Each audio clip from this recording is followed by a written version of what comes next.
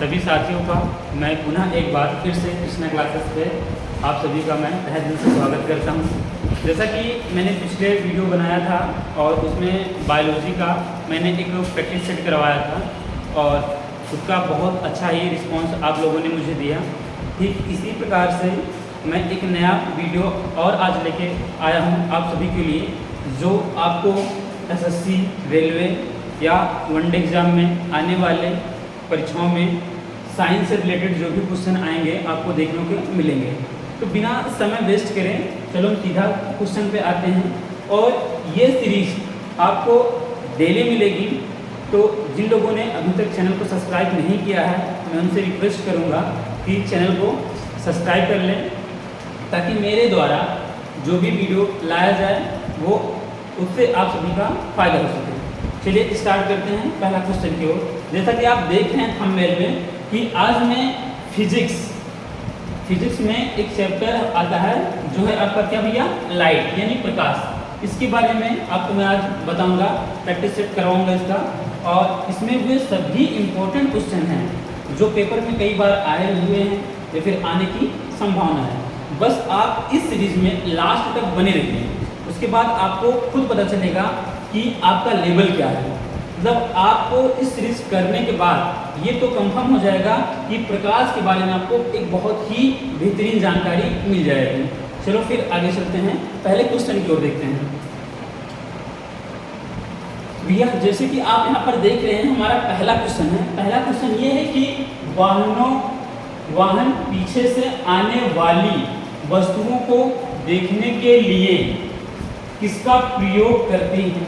यानी कहने का मतलब ये है कि जो हमारा वाहन होता है, वाहन में हमारा जो है 4 व्हीलर हो, ट्रक हो, 2 व्हीलर हो, कुछ भी हो, यानी कोई भी गाड़ी हो, कोई भी वाहन हो, तो उसमें कह रहा है कि जो पीछे से आने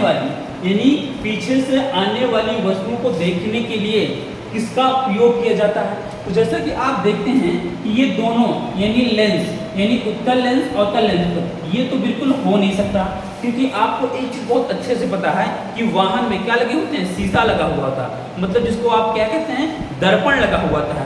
तो यहाँ पर आप समझ सकते हैं या तो आपका उत्तल दर्पण होगा या तो आपका क्या होगा, अवतल दर्पण होगा। तो इस क्वेश्चन का सही जवाब देने के लिए पहले हम थोड़ा सा दर्पण के बारे में बात कर लेते हैं। तो ये जो हमारा दर्पण होता है, ये दर्पण 2 प्रकार का होता है। एक होता है भैया कौन सा, गोलीय दर्पण, और एक होता है हमारा समतल दर्पण। अगर मैं गोलीय दर्पण की बात करूं तो ये 2 प्रकार का होता है। एक होता है भैया अवतल दर्पण और एक होता है हमारा कौन सा दर्पण, उत्तल दर्पण। देखिए भैया जो हमारा अवतल दर्पण होता है, ये जो हमारा अवतल दर्पण होता है, अगर इस दर्पण की बात करूं तो इसमें उभरे हुए तल पर क्या किया होता है भैया, पालिश की हुई होती है। और जो हमारा उत्तल दर्पण होता है इसमें ढके हुए तल पर क्या किया हुआ होता है, पालिश किया हुआ होता है। और कभी कभी क्वेश्चन ये भी आ जाता है कि आखिर पालिश किस चीज का हुआ होता है। तो दर्पण जो बनाया जाता है, दर्पण जो बनता है भैया, इसको बनाया कैसे जाता है, इस पे पारे की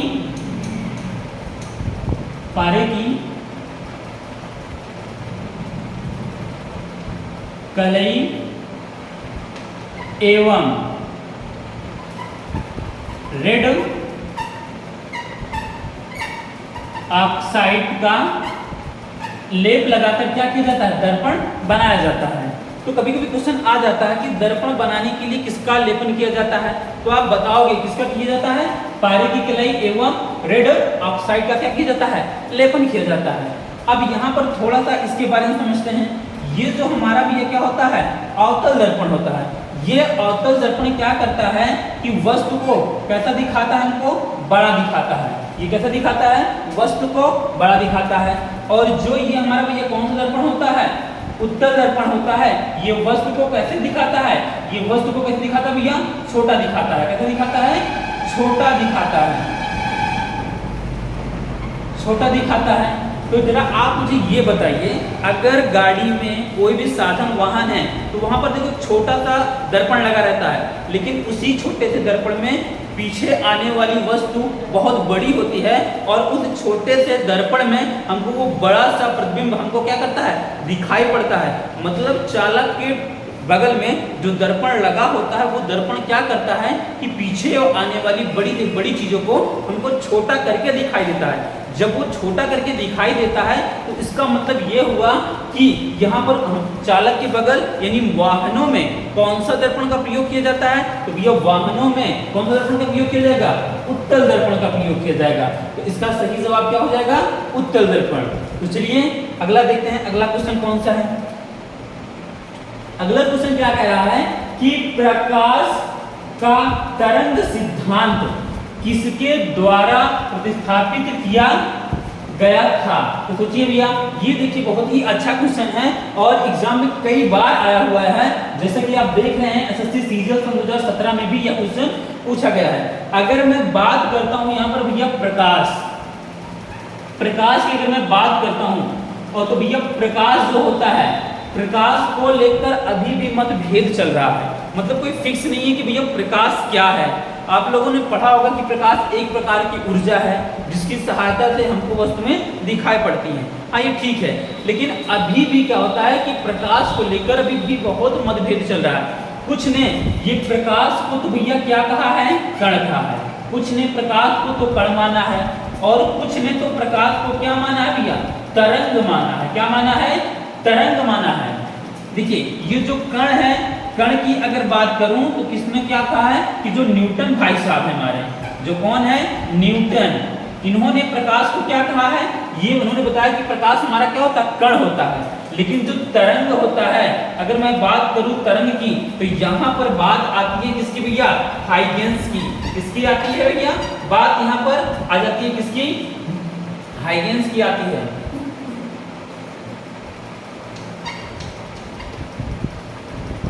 तो बात करें अगर तरंग की तो हाइगेंस का नाम वहां पर आता है। तो इन्होंने प्रकाश को क्या माना है, तरंग माना है। तो आप यहाँ पर देख सकते हो। और हाँ देखिए यहाँ पर एक लोग और हैं, कौन, प्लांक ने क्या बताया कि जो हमारा प्रकाश होता है, जो हमारा प्रकाश होता है वो कैसा होता है भैया, छोटे छोटे पैकेट के रूप में चलता है। और जिसको उन्होंने नाम क्या दिया है, जिसको उन्होंने नाम दिया भैया, फोटोन नाम दिया। क्या नाम दिया भैया, फोटोन नाम दिया है। लेकिन बात करें अगर कण की, तो जो न्यूटन है, न्यूटन ने प्रकाश को क्या माना है, कण माना है। हाइगेंस ने प्रकाश को क्या माना है, तरंग माना है। तो आप यहाँ पर क्वेश्चन देखिए क्या है कि प्रकाश का तरंग सिद्धांत किसके द्वारा प्रतिस्थापित किया गया था। तो आपका ऑप्शन यहाँ पर क्या हो जाएगा सही, तो इसका ऑप्शन हो जाएगा ऑप्शन नंबर डी, यानी हाइगेंस के द्वारा। तो चलिए अगला क्वेश्चन की ओर चलते हैं। तो जैसा कि आप अगला क्वेश्चन देख रहे हो कि प्रकाश का वेग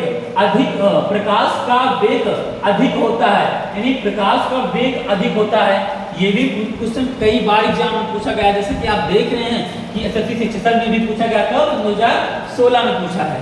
तो अगर मैं प्रकाश की वेग की बात करूं, यानी ये जो हमारा भैया क्या होता है, प्रकाश होता है। अगर मैं प्रकाश के वेग की बात करूं तो वेग से आप वेग को आप समझ लीजिएगा चाल से, वेग को आप समझिएगा चाल से आप समझिएगा। तो देखिए भैया अगर मैं पदार्थ यहाँ पर ले लेता हूँ, पदार्थ अगर मैं लेता हूँ पदार्थ, तो मुख्य रूप से पदार्थ तीन प्रकार का होता है। एक होता है भैया कौन सा होता है, एक होता है ठोस,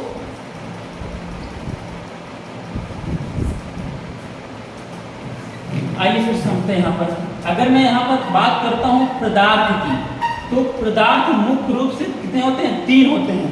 कौन कौन सा होता है, एक होता है आपका भैया कौन सा, ठोस होता है, और दूसरा कौन सा होता है, द्रव होता है, और तीसरा कौन सा होता है भैया, गैस होता है। अगर मैं ठोस की बात करता हूँ तो जैसे मैं ले लेता हूँ भैया, आपको यहाँ पर दिया हुआ क्या दिया हुआ है भैया, हीरा दिया हुआ है। अगर मैं द्रव की बात कर लेता हूँ तो जैसे मान लेते हैं यहाँ पर क्या ले लेते हैं, पानी ले लेते हैं। अगर मैं गैस की बात करता हूँ तो जैसे मान लेते हैं यहाँ पर क्या भैया, हाइड्रोजन गैस है। तो अगर मैं इनमें पदार्थ की कणों की व्यवस्था देखूं तो जो भैया ठोस होता है, ठोस में जो अगर पदार्थ के जो कण होते हैं वो कैसे होते हैं भैया, एकदम पास पास होते हैं। अगर मैं ठोस के में पदार्थ की कणों की बात करूं तो कैसे होते हैं, एकदम पास पास होते हैं, एकदम पास पास, मतलब इनके बीच रिक्त स्थान नगण्य के बराबर होता है। अगर इनमें देखूं यानी द्रव में देखें तो ठोस की अपेक्षा रिक्त स्थान इसमें क्या होता है, अधिक होता है। अगर मैं गैस की बात करूं तो इसमें देखते हैं रिक्त स्थान क्या होता है, बहुत ज्यादा होता है, क्योंकि जो हमारा पदार्थ होता है वो किससे बना होता है भैया, ये बना होता है, किससे बना होता है, सूक्ष्म कणों से बना होता है।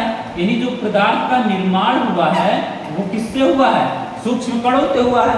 तो अगर मैं बात यहाँ पर सूक्ष्म कणों की बात करूं तो ये आपका हो सकता है, कौन क्या हो सकता है, आपका अणु हो सकता है, आपका क्या हो सकता है, परमाणु हो सकता है, इलेक्ट्रॉन हो सकता है, प्रोटॉन हो सकता है और न्यूट्रॉन हो सकते हैं। ये हमारे क्या होते हैं, सूक्ष्म कण। अगर इन सूक्ष्म कणों की मैं बात करूं तो ठोस में जो होता है एकदम पास पास होते हैं, और अगर द्रव में करूं तो ठोस की अपेक्षा थोड़ा सा इसमें क्या पाया जाता है, रिक्त स्थान। और अगर गैस की बात करूं तो इसमें बहुत ज्यादा क्या होता है, रिक्त स्थान। तो आप इमेजिन कर सकते हो कि अगर प्रकाश चलेगा तो प्रकाश सबसे तेज किस में चलेगा, क्योंकि यहाँ पर देखोगे रिक्त स्थान क्या होता है, बहुत ज्यादा होता है। क्या होता है भैया, बहुत ज्यादा होता है। तो सोचो भैया सबसे तेज अगर बात करें, जैसे आप सोचिए अगर आपको गाड़ी मिल जाए और एक आपको खाली रोड मिल जाए और एक आपको भीड़ भाड़ वाली रोड मिल जाए, तो आप जब गाड़ी चलाओगे भैया तो भीड़ भाड़ वाले स्थान पर आपकी गाड़ी स्लो चलेगी, और जो रोड खाली होगी उसमें जब आप गाड़ी को चलाओगे तो बहुत तेज चलाओगे। वैसे जब हमारा प्रकाश चलेगा तो सबसे तेज तो इसमें से, यानी अगर ठोस द्रव गैस में बात करूं तो इन तीनों में से अगर सबसे तेज बात करें प्रकाश चलने की तो सबसे तेज भैया किसमें चलेगा, गैस में। लेकिन यहाँ पर देखिए एक ऑप्शन और दिया गया है, क्या दिया गया भैया, निर्वात दिया गया है। निर्वात का मतलब ये होता है कि जहां पर वायु भी क्या होता है, नहीं पाया जाता। मतलब यहाँ तो गैस में क्या होता, वायु है, लेकिन निर्वात का मतलब जहां पर कुछ भी ना हो, यानी वायु यानी हवा तक भी ना हो। तो सोचो जहां पर कुछ नहीं पाया जाता और जहां पर क्या है आपका रिक्त स्थान क्या है, एकदम खाली है, मतलब खाली है पूरा जगह, ये क्या है। अगर मैं बात कर लूं किसकी, यहाँ पर निर्वात की बात कर लेता हूं। अगर मैं निर्वात की यहाँ पर बात करता हूं भैया तो निर्वात तो पूरा हमारा क्या है, खाली है। अब आप सोचिए प्रकाश सबसे तेज किस में चलेगा, तो प्रकाश की चाल सबसे ज्यादा कहां पर होगी भैया, निर्वात में होगी। तो ये आपका क्या हो जाएगा इसका सही जवाब। लेकिन अगर आप सोचिए कि अगर यहाँ पर निर्वात ऑप्शन ना होता तब आपसे पूछा जाए कि आप बताइए प्रकाश सबसे तेज कहां पर चलेगा, तब आपका सही जवाब क्या होता, तब आपका भैया क्या हो जाता, हाइड्रोजन हो जाता। या वहां पर एक क्वेश्चन और बन सकता है कि इसमें से सबसे कम प्रकाश की चाल किसमें होती है, तो सबसे कम प्रकाश की चाल अगर बात करें तो किसमें हो जाएगी भैया, हीरे में हो जाएगी, क्योंकि ये हमारा क्या है, ठोस है। बस आप लास्ट तक ऐसे वीडियो में बने रहिए, आपको बहुत ही अच्छा कॉन्सेप्ट मिलेगा और आपको बहुत ही अच्छा क्वेश्चन भी मिलेगा। चलिए अगला नेक्स्ट क्वेश्चन की ओर चलते हैं। अगला क्वेश्चन क्या कह रहा है कि प्रकाश के चिकने पृष्ठ से टकराकर वापस लौटने की घटना को कहते हैं।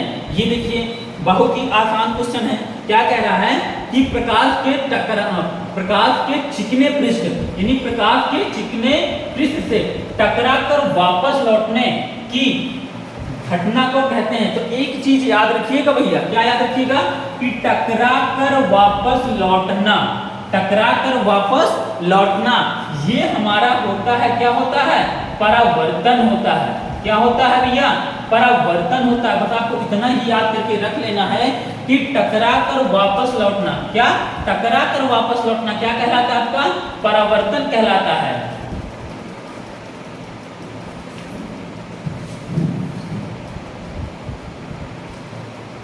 क्या कहलाएगा भैया, परावर्तन कहलाएगा। अब देखिए जरा यहाँ पर किससे कह रहा है, प्रकाश के चिकने पृष्ठ से, प्रकाश के चिकने पृष्ठ से, यानी जो प्रकाश होता है वो कहां से टकरा कर लौटे, चिकना पृष्ठ। यानी जैसे मान लीजिए भैया हमारे पास क्या है, एक कांच है, कांच की एक तरफ पर हमने क्या कर दिया, यहाँ पर कलई कर दिया, तो ये हमारा क्या बन चुका है भैया, दर्पण बन चुका। क्या बन चुका है, दर्पण। यानी जब यहाँ पर हमने क्या कर दिया, गलई कर दिया, तो ये क्या बन गया, दर्पण। अब प्रकाश आएगा और टकरा कर जब वापस लौट जाएगा तो भैया ये हमारा जो घटना होती है इसको हम क्या बोलते हैं, परावर्तन बोलते हैं। क्या बोलते हैं, परावर्तन बोलते हैं। तो जरा यहाँ पर देखिए मैंने क्या बताया, प्रकाश का टकरा कर वापस लौटना क्या कहलाएगा, प्रकाश का परावर्तन कहलाएगा। और प्रकाश किससे टकरा कर वापस लौटेगा, चिकने तल से ही प्रकाश टकरा कर वापस लौटता है, या आप कह सकते हो दर्पण से टकरा कर प्रकाश वापस लौटता है। तो इसका सही जवाब क्या हो जाएगा भैया, प्रकाश का परावर्तन, ये इसका सही जवाब होगा।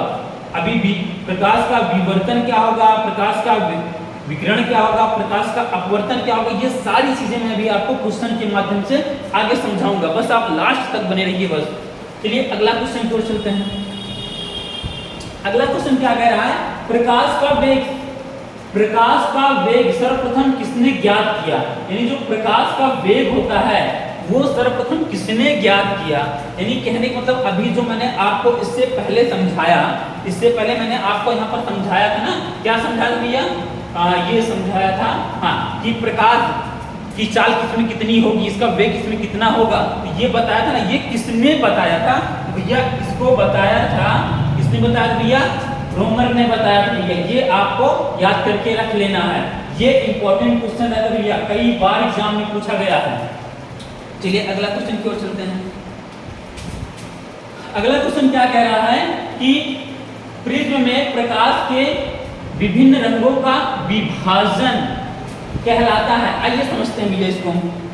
देखो ध्यान दीजिएगा कि मान लीजिए भैया हमारे पास क्या है, एक प्रिज्म है। ये क्या है, एक प्रिज्म है। चलिए थोड़ा सा इधर लेते हैं।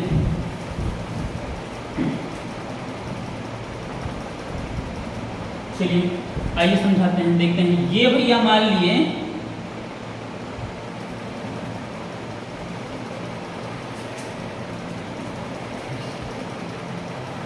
ये हमारे पास एक क्या है भैया, एक हमारे पास भैया ये क्या है, प्रिज्म। ये हमारे पास क्या है, प्रिज्म।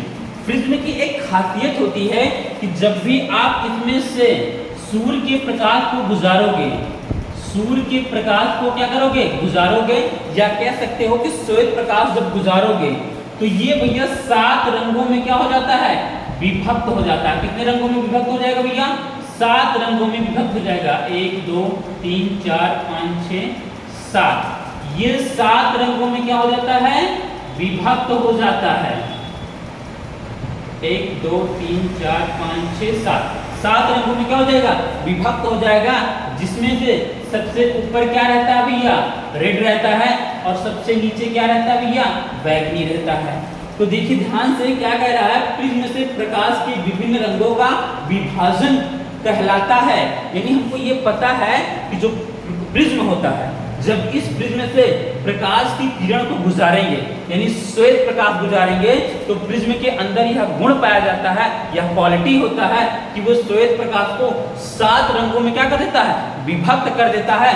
जब प्रिज्म सूर्य के प्रकाश को या श्वेत प्रकाश को 7 रंगों में क्या कर दे, विभक्त कर दे, तो भैया ये कहलाता है, क्या कहलाता है, प्रकाश का वर्ण विक्षेपण कहलाता है। क्या कहलाता है, प्रकाश का वर्ण विक्षेपण कहलाता है। क्योंकि वर्ण का मतलब क्या होता है भैया, वर्ण का मतलब होता है रंग, और विक्षेपण का मतलब क्या होता है भैया, विभाजन, यानी रंगों का विभाजन। तो यहाँ पर आप देख रहे हो कि भैया कितने रंगों में ये विभक्त हो गया, 7 रंगों में क्या हो गया भैया, ये विभक्त हो गया। कितने रंगों में विभक्त हो गया भैया, 7 रंगों में ये विभक्त हो गया है। तो प्रिज्म में प्रकाश के विभिन्न रंगों का विभाजन क्या कहलाएगा, प्रकाश का वर्ण विक्षेपण कहलाएगा।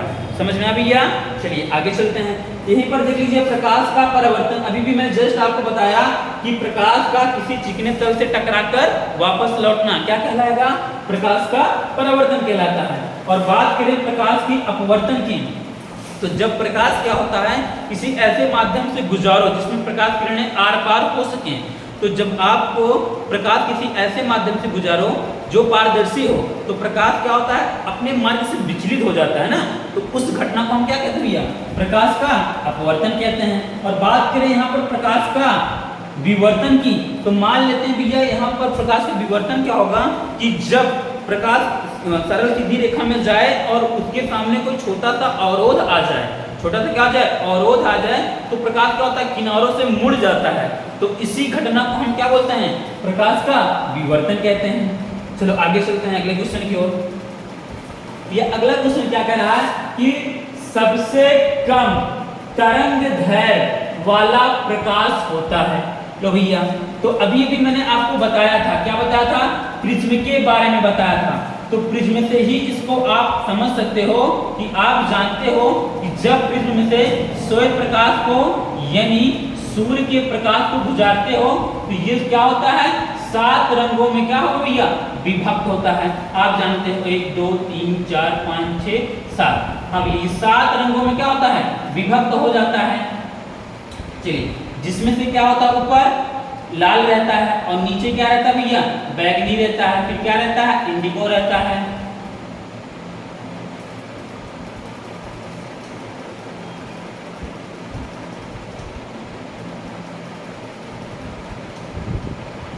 ठीक भैया, तो कुछ इस प्रकार से हमारा क्या होता है, सूर्य का प्रकाश 7 रंगों में विभक्त हो जाएगा। अब यहाँ पर जरा ध्यान से आप चीजों को देखोगे तो सूर्य के प्रकाश को जाना चाहिए था ऐसे, जाना चाहिए था ऐसे, लेकिन भैया ये ऐसे ना जाकर वो क्या हो गई, अपने मार्ग से विचलित हो गई। तो जरा आप ध्यान दीजिएगा, यहाँ पर क्या क्या हो रहा है कि लाल वाला जो प्रकाश की किरण है, सबसे कम विचलन किसका हुआ है, रेड वाले का। सबसे कम विचलन किसका हुआ भैया, रेड वाले का। अगर बात करें यहाँ पर सबसे ज्यादा विचलन किसका हुआ है, तो सबसे ज्यादा विचलन अगर यहाँ पर देखोगे तो किसका हुआ भैया, बैगनी का हुआ है। सबसे ज्यादा विचलन किसका हुआ है, बैगनी का हुआ है। और सबसे कम किसका हुआ है, लाल का हुआ है। तो एक चीज आप हमेशा याद रखिएगा, जिसका विचलन जितना ज्यादा होगा, जिसका विचलन क्या होगा, जितना ज्यादा होगा, उसकी तरंग दैर्घ्य उतनी ही क्या होगी, कम होगी। और जिसका विचलन जितना कम होगा, उसका तरंग दैर्घ्य उतना ही क्या होगा, ज्यादा। तो आप अगर मैं बात करूं लाल की, अगर मैं बात करूं यहाँ पर रेड की, तो भैया इसका जो विचलन है, इसका जो क्या है विचलन है, वो क्या है, सबसे क्या है भैया, कम है। और बैगनी की बात करूं तो इसका जो क्या भैया विचलन है, इसका जो विचलन है वो क्या है, सबसे ज्यादा है। क्या है भैया, सबसे ज्यादा।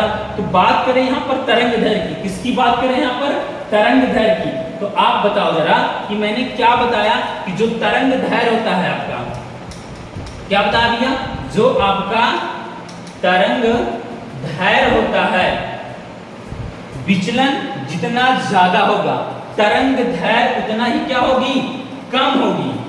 और विचलन जितना कम होगा, विचलन जितना कम होगा, तरंग दैर्घ्य क्या होगी, उतना ज्यादा होगी। तो जरा आप देखिए ध्यान से, यहाँ पर बैगनी का रंग का विचलन सबसे ज्यादा हो रहा है, विचलन सबसे ज्यादा हो रहा है, तो इसकी तरंग दैर्घ्य सबसे कम होगी। यहाँ पर लाल रंग का विचलन सबसे कम हो रहा है, तो इसकी तरंग दैर्घ्य सबसे ज्यादा होगी। तो यहाँ पर क्या कह रहा है कि सबसे कम तरंग दैर्घ्य वाला प्रकाश है, तो सबसे कम तरंग दैर्घ्य किसका होगा, सबसे कम तरंग दैर्घ्य किसका होगा, बैगनी का।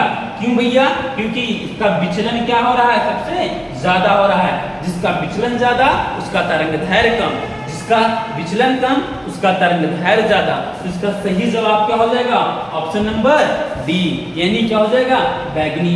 चलिए अगला क्वेश्चन की ओर चलते हैं। अगला क्वेश्चन क्या कह रहा है, अपसारी लेंस वह होता है जो, बहुत ही सिंपल सा क्वेश्चन है, क्या अपसारी लेंस वह होता है। अगर मैं बात करूं यहाँ पर लेंस की, किसकी बात करूं भैया, लेंस की, तो लेंस जो होता है वो मुख्य रूप से 2 होते हैं। कितने होते हैं भैया, मुख्य रूप से 2 होते हैं, 2 लेंस होते हैं। एक आपका होता है कौन सा लेंस भैया, उत्तल लेंस। दूसरा कौन सा होता है, अवतल लेंस। उत्तल लेंस कुछ की बनावट कुछ इस प्रकार से होती है और अवतल लेंस की बनावट कुछ इस प्रकार से होती है। यानी अगर इसमें से प्रकाश की किरणों को अगर आप गुजारोगे तो ये इसकी खासियत होती है कि ये प्रकाश किरणों को एक जगह क्या करता है, एकत्रित करता है। जबकि अगर इसमें से प्रकाश की किरणों को क्या करोगे भैया, गुजारोगे, तो ये प्रकाश की किरणों को क्या कर देता है, फैला देता है। यानी क्या करेगा, इसका नेचर क्या होगा, प्रकाश की किरणों को एकत्रित करना, और इसका नेचर क्या होगा, प्रकाश की किरणों को फैलाना। तो यहाँ पर जरा आप देखो ध्यान से, अपसारी लेंस वह होता है जो क्या करता है, इसी उत्तल लेंस को हम एक नाम से और जानते हैं। क्या नाम, किस नाम से जानते हैं भैया, अपसारी लेंस।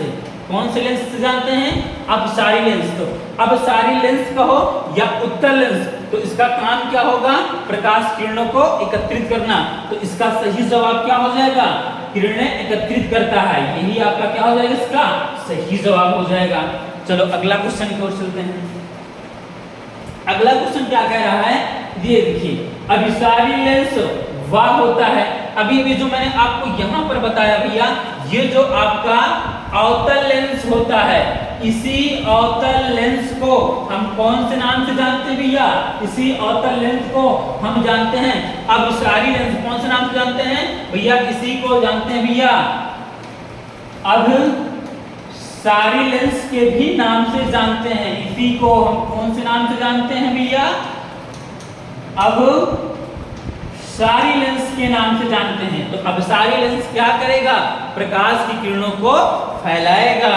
तो इस वाले क्वेश्चन का सही जवाब क्या हो जाएगा, किरणें फैलाता है। कौन, अभिसारी लेंस।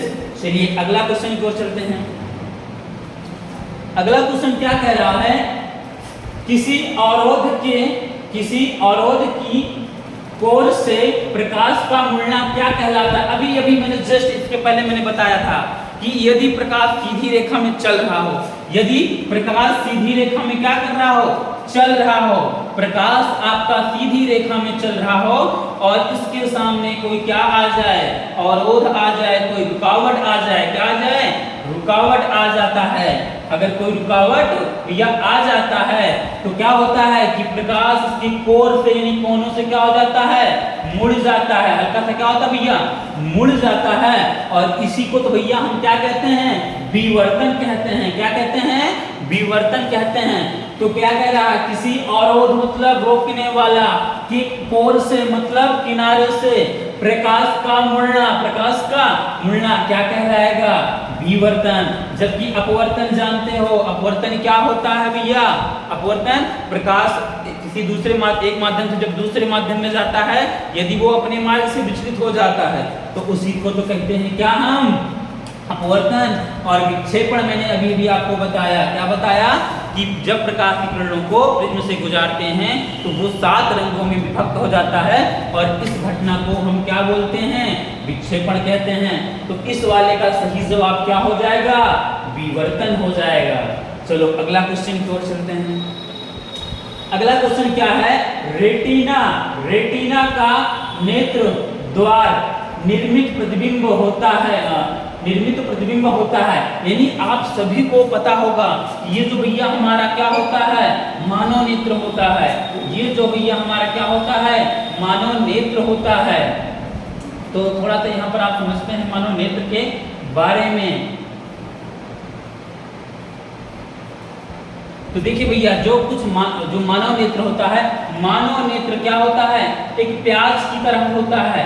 यानी जिस तरह प्याज में बहुत सारे परत पाई जाती हैं, उस तरह मानव नेत्र में भी क्या होता है, बहुत परत पाई जाती हैं। और सबसे ऊपरी जो परत होती है उसको क्या बोलते हैं, दृढ़ पटल बोलते हैं। और उसके नीचे वाली परत को क्या बोलते हैं भैया, उसको बोलते हैं रक्तक पटल बोलते हैं। क्या बोलते हैं, रक्तक पटल बोलते हैं।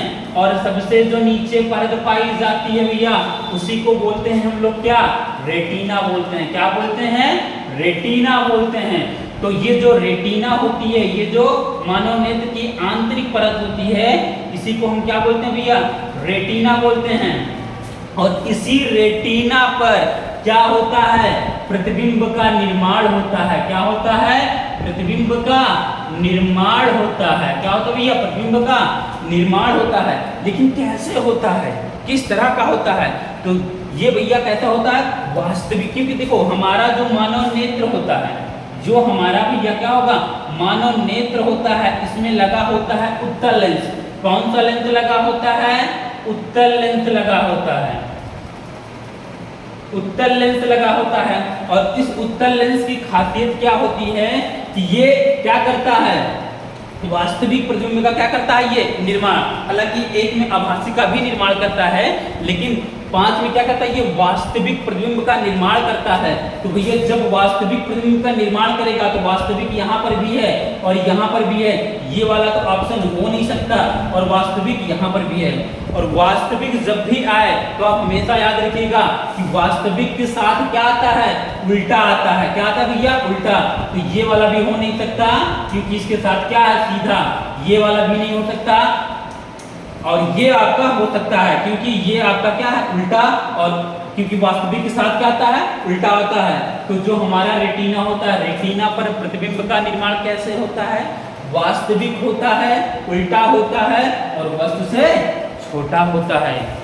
ठीक है भैया, चलिए अगला क्वेश्चन की ओर चलते हैं।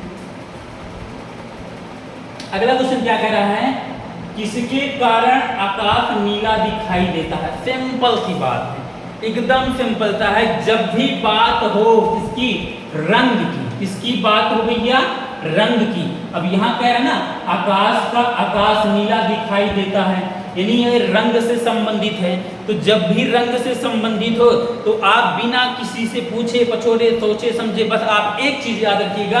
क्या याद रखोगे भैया, उसके लिए आपको याद रख लेना है, सिर्फ क्या याद रखना है, प्रकीर्णन। क्या याद रखना है भैया, प्रकीर्णन याद रखना है।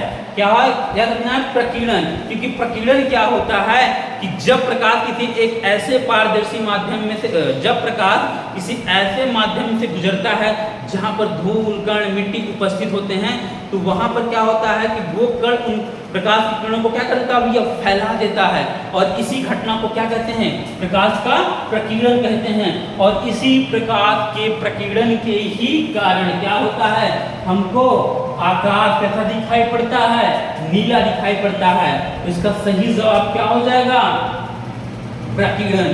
चलिए अगला क्वेश्चन की ओर चलते हैं। अगला क्वेश्चन क्या है कि इंद्रधनुष किस कारण से बनता है। चलिए इसको भी समझ लेते हैं कि इंद्रधनुष किस कारण से बनता है। तो देखिए भैया, इंद्रधनुष बनता कैसे, आप सभी ने देखा होगा कि जब बरसात होती है, कब होती है भैया, जब बरसात होती है, तो बरसात होने के बाद जब हल्की हल्की सी क्या निकलती है भैया, धूप निकलती है। तो बरसात के टाइम में देखो सूर्य के विपरीत दिशा में हमको 7 रंगों का ऐसा एक चाप के आकार का दिखाई पड़ता है। कुछ ऐसा 7 रंगों का सूर्य के विपरीत क्या दिखाई भैया ऐसा पड़ता है। 7 रंगों का दिखाई पड़ता है, जिसको हम क्या बोलते हैं, इंद्रधनुष बोलते हैं। क्या बोलते हैं, इंद्रधनुष बोलते हैं। तो ये आखिर इंद्रधनुष बनता कैसे है। तो भैया जब बरसात होता है तो बरसात के टाइम पर जो वायुमंडल में ये जो पानी की बूंदें होती हैं, ये इसी वायुमंडल में क्या होती है भैया, रह जाती हैं। कुछ वायुमंडल इस वायुमंडल में पानी की बूंदें क्या हो जाती हैं, रह जाती हैं। जब यहाँ से प्रकाश की किरणें गुजरती हैं भैया, जब प्रकाश की किरणें जाती हैं इस वायुमंडल में, तो ये पानी की जो बूंदें हैं, ये जो पानी की क्या है बूंदें, अब ये किसकी तरह काम करती हैं भैया, ये काम करती हैं किसकी तरह, प्रिज्म की तरह काम करने लगती हैं। क्योंकि अभी भी मैंने आपको बताया कि प्रिज्म क्या होता है, प्रिज्म से जब प्रकाश की किरणों को गुजारोगे तो वो 7 रंगों में विभक्त हो जाएगा। तो ये कैसे काम करने लगेंगी, पानी की बूंदें प्रिज्म की तरह काम करने लगेंगी। जब ये प्रिज्म की तरह काम करने लगेंगी तो ध्यान दीजिएगा भैया, क्या होगा कि ये हमारी पानी की बूंदें हो गई, ये हमारी पानी की क्या हो गई, बूंदें हो गई। जब इसमें से प्रकाश किरणें आई तो ये 7 रंगों में क्या होगा भैया, विभक्त हो जाती हैं। जब यहाँ से प्रकाश अंदर प्रवेश करता है तो ये भी पारदर्शी माध्यम, यानी बाहर क्या है भैया, वायु है, और क्या है, वायु है, और अंदर भी क्या है, यानी अंदर क्या है आपका पानी, यानी द्रव है। तो ये भी पारदर्शी माध्यम, ये भी पारदर्शी माध्यम, यानी यहाँ पर कौन सी घटना हो रही है, यानी प्रकाश का आर पार निकल जाना और अपने मार्ग से विचलित हो जाना, ये कहलाता है आपका कौन सा घटना भैया, ये कहलाता है आपका अपवर्तन। तो यहाँ पर तो एक बार अपवर्तन होता है, फिर उसके बाद क्या होता है कि ये प्रकाश किरणें इसी में क्या हो जाते हैं, इसका पूर्ण आंतरिक परावर्तन होने के बाद ये हमको 7 रंगों में कुछ इस प्रकार से दिखाई पड़ती हैं, 7 रंगों में दिखाई पड़ती हैं। तो मतलब यहाँ पर क्या हो जाता है, पूर्ण आंतरिक परिवर्तन होता है। यानी यहाँ पर क्या होता है, पूर्ण आंतरिक परावर्तन होता है। तो आप देख रहे हो कि यहाँ पर अपवर्तन हुआ, फिर क्या हुआ, परावर्तन हुआ। जरा ऑप्शन देखते हैं भैया कि ऑप्शन क्या क्या है। कि भैया यहाँ पर है, ये तो आपका होगा नहीं क्योंकि विवर्तन नहीं होता है। अपवर्तन और परावर्तन, ये आपका सही जवाब हो जाएगा ऑप्शन नंबर बी। यानी क्या होगा, अपवर्तन होगा और परावर्तन होगा, ये इसका क्या होगा भैया, सही जवाब। चलिए अगला क्वेश्चन की ओर चलते हैं। अगला क्वेश्चन क्या कह रहा है, पानी से लटकाकर बैठे हुए व्यक्ति को उसका पैर उल्टा हुआ और छोटा दिखाई पड़ता है। ये भी आपको याद रखना है, सिंपल था। जब भी बात किसकी हो, पानी की हो, किसकी हो भैया, पानी से संबंधित हो कोई चीजें, यानी और टॉपिक क्या हो, प्रकाश से रिलेटेड हो। तो भैया अगर बात पानी से संबंधित हो, जैसे यहाँ पर भी मैंने आपको बताया था रंग से संबंधित हो तो प्रकीर्णन आपको करके चले जाना है। लेकिन बात किससे संबंधित हो, पानी से, तो उसके लिए आपको हमेशा याद रखना है, क्या याद रखना है भैया, अपवर्तन याद रख लेना है। क्या याद रख लेना है भैया, अपवर्तन याद रखो, आपको याद रख लेना है अपवर्तन। अगर बात किसकी हो, पानी से संबंधित हो, बात पानी से संबंधित हो तो उसके लिए आपको क्या याद रखना है, अपवर्तन। तो ये आपका ये भी नहीं होगा, ये आपका परावर्तन नहीं होगा, विवर्तन नहीं होगा, क्या होगा भैया, अपवर्तन होगा। चलो अगला क्वेश्चन की ओर चलते हैं भैया। अगला क्वेश्चन क्या कह रहा है कि पानी में डूबी हुई एक क्षण, लो भैया क्वेश्चन पढ़ने की जरूरत ही नहीं, मैंने कहा ना, क्या कहा, पानी से संबंधित हो, क्या हो भैया, पानी से संबंधित हो तो सीधा सीधा आपको याद रखना है, क्या याद रखना है, अपवर्तन। यानी ये भी नहीं होगा, ये भी नहीं होगा और यही आपका हो जाएगा प्रकाश का अपवर्तन। चलो अगला क्वेश्चन की ओर चलते हैं। अगला क्वेश्चन क्या कह रहा है, किसी वस्तु का प्रतिबिंब मनुष्य की आंखों में कहां बनता है। लो भैया अभी इसके पहले बताया था कि जो भैया मानव नेत्र होता है, क्या होता है, मानव नेत्र जो भैया होता है, तो मानव नेत्र की जो सबसे आंतरिक परत होती है उसका नाम मैंने क्या बताया, रेटिना बताया। क्या बताया, रेटिना बताया भैया, रेटिना। तो इसी रेटिना पर क्या होता है, इसी रेटिना पर तो क्या होता है, प्रतिबिंब का निर्माण होता है। और कैसे होता है, वास्तविक होता है, उल्टा होता है और छोटा होता है। तो इसका सही जवाब आप मुझे बताओ, क्या हो जाएगा, किसी वस्तु का प्रतिबिंब मानव नेत्र की आंख पर कहां बनता है भैया, रेटिना पर बनता है। कहां बनता है, रेटिना। और याद रखिएगा ये जो कार्निया है, यानी ये जो मानव नेत्र होता है, मानव नेत्र की जो सबसे ऊपरी वाली परत होती है, इसको बोलते हैं भैया क्या, दृढ़ पटल बोलते हैं। क्या बोलते हैं भैया, दृढ़ पटल बोलते हैं। और दृढ़ पटल के सामने वाला जो भाग होता है, जो थोड़ा सा उभरा हुआ होता है, इसी को बोलते हैं हम क्या, कार्निया। और यहीं से क्या होता है, प्रकाश जो होता है, क्या होता है, प्रकाश क्या होता है, ये प्रवेश करता है। इसलिए कार्निया क्या होता है, इसको भैया प्रकाश द्वार कहा जाता है। क्या कहा जाता है, मानव नेत्र का प्रकाश द्वार कहा जाता है। ये भी क्वेश्चन आपका बन सकता है। और कार्निया से एक इंपॉर्टेंट क्वेश्चन ये भी याद रखिएगा भैया कि नेत्र की बात करें, नेत्र दान की बात करें तो नेत्रदान में मानव का कौन सा अंग दान किया जाता है, तो वो दिया जाता है कौन सा भैया, कार्निया ही दिया जाता है। कौन सा अंग दिया जाता है, कार्निया ही दिया जाता है। तो ध्यान रहे, यहाँ पे 2 प्रश्न बन सकते हैं कि कार्निया क्या होता है, प्रकाश द्वार कहलाता है। और मानव नेत्र के दान में, यानी नेत्रदान में कौन सा अंग दिया जाता है, तो पूरी आंख नहीं दी जाती भैया, कौन सा अंग दिया जाता है, कार्निया दिया जाता है, जो दृढ़ पटल के सामने का उभरा हुआ भाग होता है। आइरिस ही हुआ होता, आइरिस क्या होता है भैया, आइरिस की वजह से किसी भी मानव नेत्र की हमको ये पता चलता है उसकी आंखें भूरी हैं, काली हैं, कैसी हैं, वो ये रंग दर्शाता है। और पीपल का होता है भैया, पीपल क्या करता है, कि मानव नेत्र में प्रकाश जो जाता है उस प्रकाश को क्या करता है, नियंत्रित करता है। तो चलिए अगला क्वेश्चन की ओर देखते हैं। तो इसका सही जवाब क्या हो जाएगा, रेटिना। अगला क्वेश्चन है कि प्रकाशिकी फाइबर किस सिद्धांत पर आधारित है। तो देखिए जो प्रकाशिक सिद्धांत है, प्रकाशिक फाइबर, इसी को एक नाम से और जानते हैं जिसको बोलते हैं भैया हम लोग प्रकाशिकी तंतु।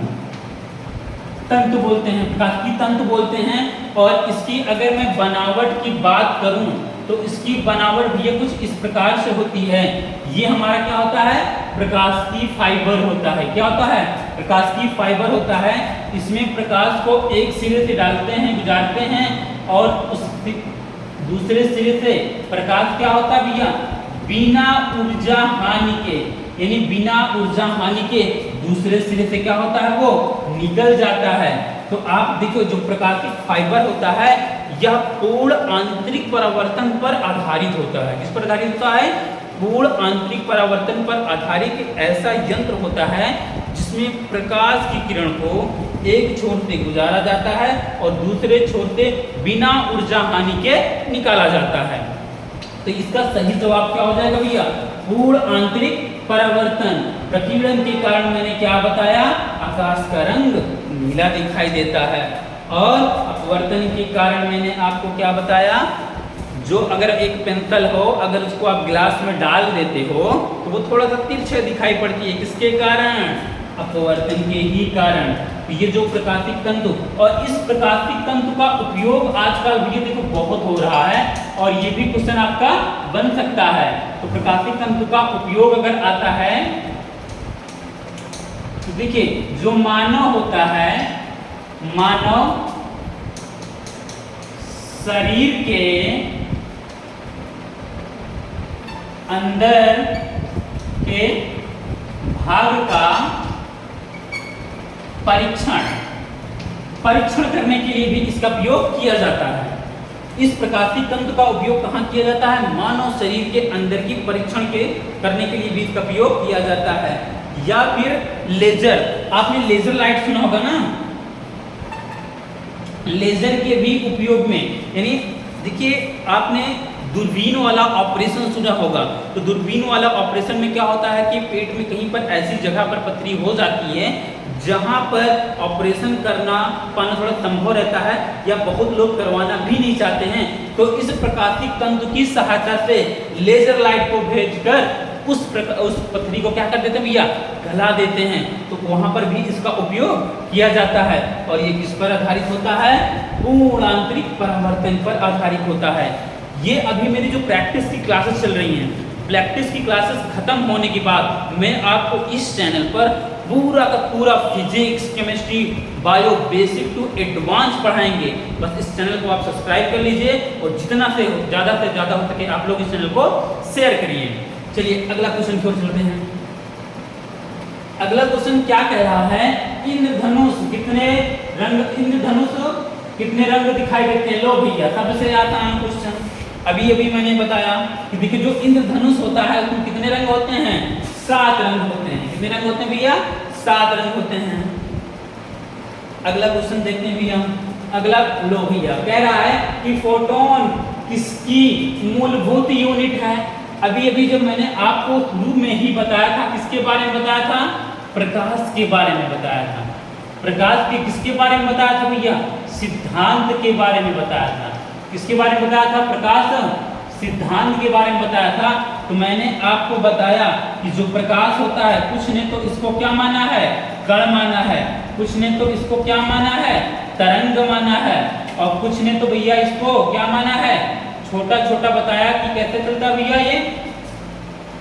ये छोटे छोटे पैकेट के रूप में चलते हैं। कैसे चलते हैं, छोटे छोटे पैकेट के रूप में चलते हैं। और जिसको क्या कहा गया था, जिसको कहा गया था भैया, क्या कहा गया था, फोटोन कहा गया था। ये किसने कहा था, प्लांक ने कहा था।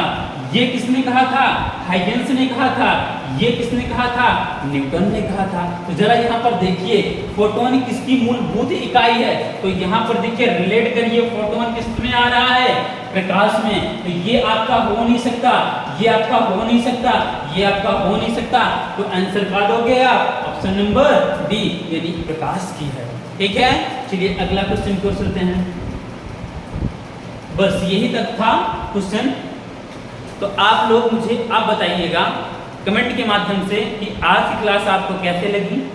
इसमें जो भी आपको त्रुटि समझ में आए उस कमेंट बॉक्स में ज़रूर बताइए, ताकि आने वाले अगले वीडियो में उस कमी को मैं दूर कर सकूं।